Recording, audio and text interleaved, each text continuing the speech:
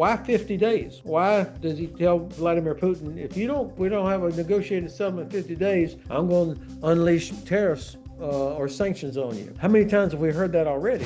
This week, mid-July, we're recording now in mid-July, we saw Trump make an about face and come down hard on Russia in a way we really haven't seen since he entered public life really 10 years ago, seemingly overtly supporting Ukraine and now willing to send military aid through NATO to that country.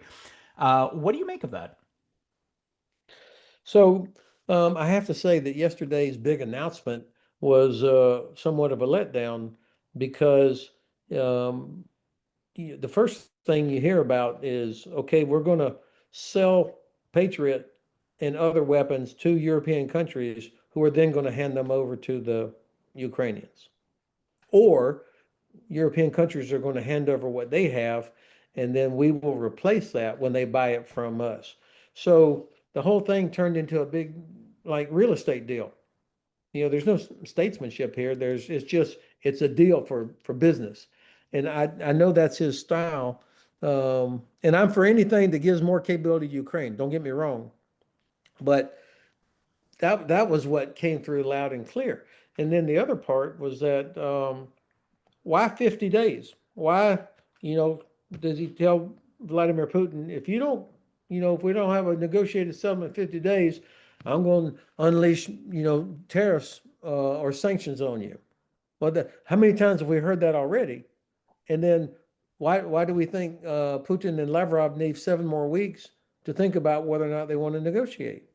So, in other words, what he did, he greenlighted the Russians for the next 7 weeks. Go ahead and finish doing whatever you're doing. That's that's how much time you have before we decide we'll give you a couple more weeks. So I have to say I'm a skeptic of this.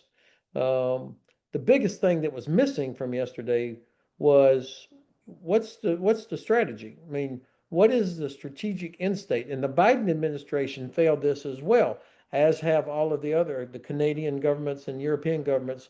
We have never said this is the outcome we're trying to achieve.